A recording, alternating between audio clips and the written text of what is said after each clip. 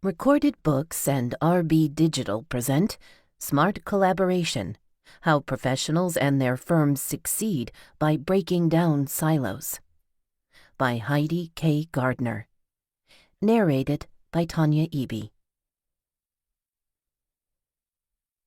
Preface.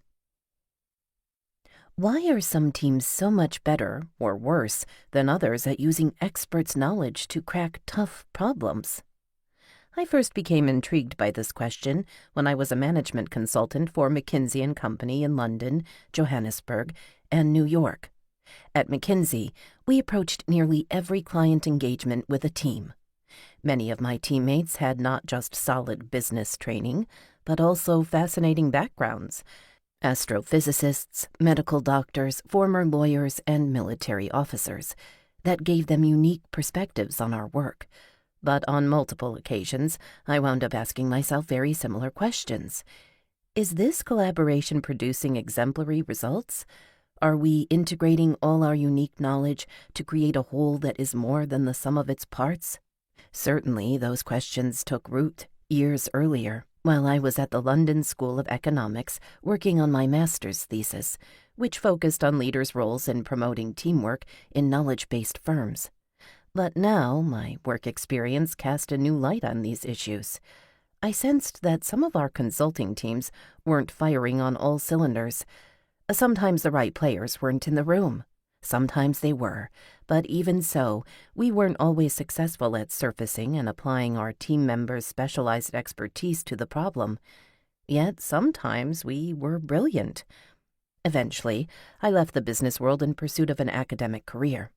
I earned my PhD from the London Business School, with a dissertation focused on answering some of the questions that had vexed me about McKinsey teams. I subsequently spent 6 years on the Harvard Business School faculty, where I continued conducting research to address that puzzle. I also sharpened my questions somewhat. In my HBS executive education classes, I often heard participants tell me, in so many words, "Sure, project teams are hard enough, but you should see what happens when we try to get the partners to work together." It didn't matter if they were in architecture or accounting firms or think tanks, massive global organizations or ones with a dozen partners, publicly traded companies, limited liability partnerships, or the government, headquartered in Copenhagen, Chicago, or Cairo, global or domestic. A common challenge faced by the senior partners across all these knowledge-based organizations was convincing their high-powered experts to collaborate with other equally autonomous colleagues. I decided to explore this challenge in a sustained and systemic way, as described in the introduction that follows. Writing a book about collaboration was, as it turned out, a collaborative endeavor. As I discussed and tested my ideas over the years, I was astonished by the groundswell of interest those ideas prompted, and by the number of people who asked, "How can I help you?" Several months into writing the manuscript, I hit on a new idea to tap into this enthusiasm. I created what I called a board of contributors, and invited those people who had expressed a passion for the subject of collaboration to periodically review early-stage ideas for this book.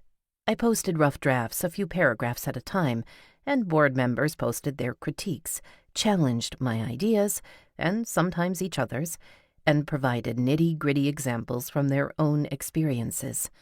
Although I didn't plan it this way, the book has turned out to be a testament to the power of surfacing and integrating the work of specialized experts.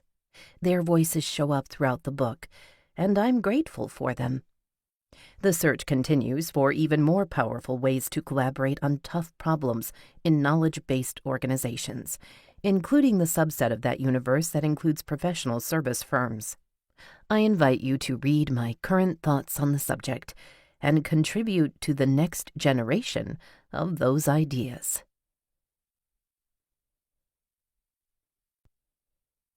Introduction. Why collaborate?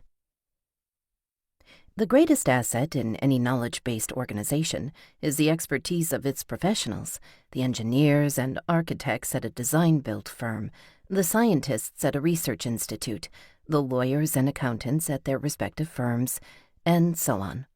The most important challenge faced by any such organization is bringing that collective expertise to bear on problems that, increasingly, are so complicated and so sophisticated that no single expert, no matter how smart or hardworking, is in a position to solve them. Today's problems simply demand that specialists in the context of professional service firms, the central focus of this book, work together to integrate their separate knowledge bases and skill sets to forge coherent, unified solutions. They have to collaborate in efficient and effective ways. I call it smart collaboration. Defining smart collaboration. Smart collaboration is a means to an end rather than an end in itself. Knowledge workers integrate their individual specialized expertise in order to deliver high-quality, customized outcomes on complex issues, or they team up to develop an innovative approach to a thorny issue, or they rely on an expert from a different domain who can efficiently transport a best practice across industries rather than reinventing a solution from scratch. These relationships typically extend over time and across discrete projects as the participants identify new approaches and initiate further engagements. In addition to offering up their expertise, these professionals also help, advise, stimulate, and counterbalance each other. By truly collaborating, a team of knowledge professionals is able to address issues that none could tackle individually. But teamwork isn't cheap. The risks, coordination effort, and startup costs are real. So unless you know why you're collaborating, it may not be smart at all. In these ways, smart collaboration is different from the mere assembly of experts' individual pieces after each has contributed to a divide-and-conquer approach. It's also different from sequential teamwork, in which one expert builds on others' prior contributions and then hands a project off to the next person.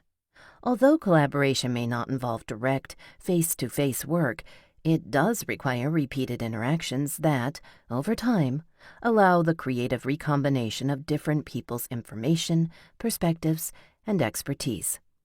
The type of collaboration that I'm advocating isn't cross-selling. Cross-selling happens when, for example, the lead partner introduces a colleague to his client so that the newcomer can provide additional discrete services.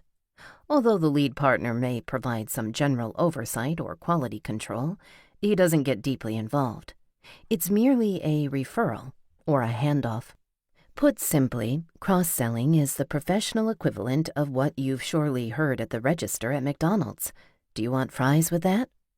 As the chapters that follow will clearly show, collaboration, especially smart collaboration, is truly different. Hard evidence for collaboration.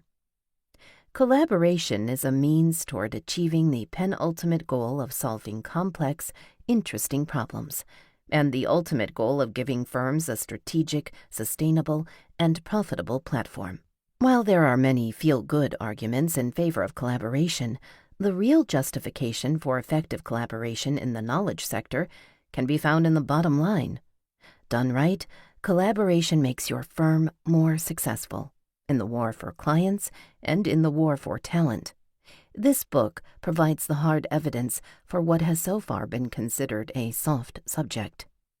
Until recently, professional service firms could make a strategic choice about whether to pursue the kinds of work that require effective internal collaboration.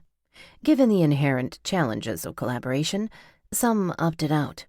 But today, opting out is To keep listening to this audiobook, I've left you a link in the description so you can do it, at no cost thanks to Audible's 30-day free trial.